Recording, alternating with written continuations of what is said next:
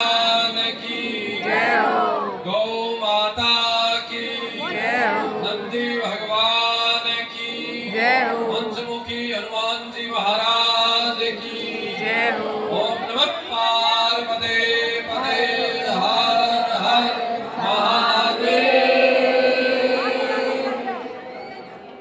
गौ माता ने प्रणाम, राजा रामचंद्र भगवान ने प्रणाम, हनुमान जी महाराज ने प्रणाम, मंच पर विराजमान प्रोफेसर गिरी जी, मुख्य यजमान और आप सब माता बहन भगिनी, आप सबको सादर अभिवादन।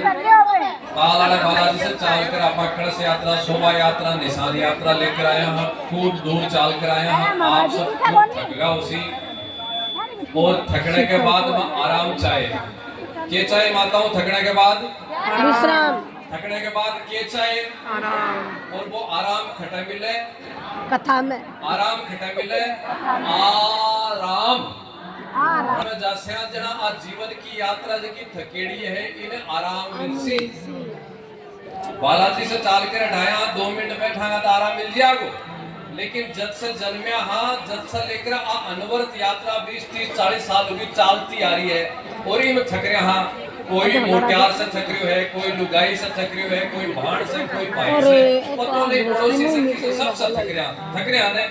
और ये थकान के लिए कोई रुपया से थक रही है, कोई नौकरी से, कोई लुगाई से, कोई पता नहीं क्या क्या से। अब अनवरत अपन 2 दिन आपने सबने पंचमुखी बालाजी महाराज के प्रांगण में रतनगढ़ की धरा पर शंभु शरण जी लाटा के माध्यम से राम की आराम की कथा सुनने को सौभाग्य मिलेगा। आखिर क्या के लिए मिली हो? इतनी योनियां है देश में, दुनिया में, ब्रह्मांड में, पता नहीं कितनी गिनती नहीं है। की अनेक योनियां, मनुष्य आदमी बड़े हाँ जगह का आदमी के अंदर भगवान परमात्मा श्री राम प्रेम डालियो है, अपनत्व है, भाईचारो, करुणा, वात्सल्य, दया, धर्म ऐसा स्थापित किया है। पूर्वी के बाद में भी सहरा मुझारिया है, सहरे के ऊपर जोरिया आगे बाढ़ दौड़ा होगा और इतना दुख पावला अगर भी ठीक करने के लिए आप खटे चाला राम जी पान सबने ठीक करने के लिए आप घटा चला राम जी का ब्यूटी पार्लर। अरे ब्यूटी पार्लर तो जानिया जावे थे महाराज। आने ठीक करने के लिए आप राम कथा में कौन जाओ? आने ठीक करने के लिए जाओ आप ब्यूटी पार्लर होएगा ठीक। तू चाहे दुनिया की कोई से भी ब्यूटी पार्लर में चली जाए, मेरी माँ, मेरी बहन, मेरा भाई, आखिर तेरे को शमशान में जाना ही पड़ेगा, जाना ही पड़ेगा। संसार में पूछा पहली भी सजी सोने से जी लियो, आनंद से जी लियो, प्रेम से जी लियो, उत्साह उमंग सम्राट की तरह, शहंशाह की तरह क्यों कौन जी पाया? इलिए कौन जी पाया कि माथे में ज्ञान कोनी, मन में बुद्धि में विवेक कोनी। और राम की कथा, राम की कथा अपने सनातन में, भारत देश में, दुनिया में सबसे अच्छी कोई सीख सिखावे ने तो आई सिखावे है कि मनुष्य तेरे के कर्तव्य है।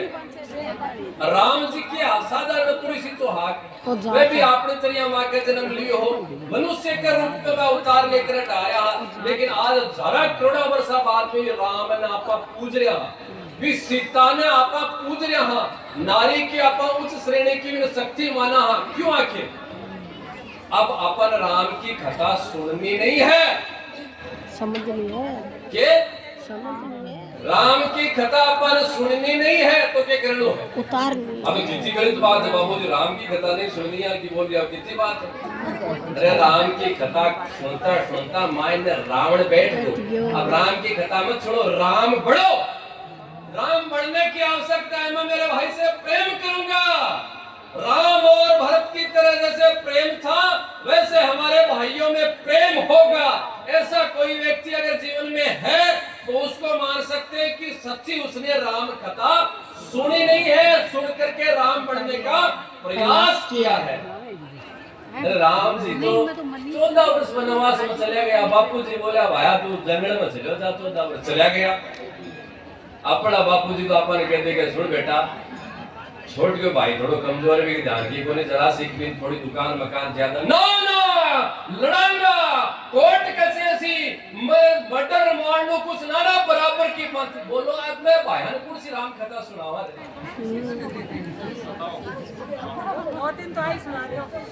दशरथ जी जब बोले राम जी के 14 वर्ष चल जा जंगल में, तो माता सीता के कहो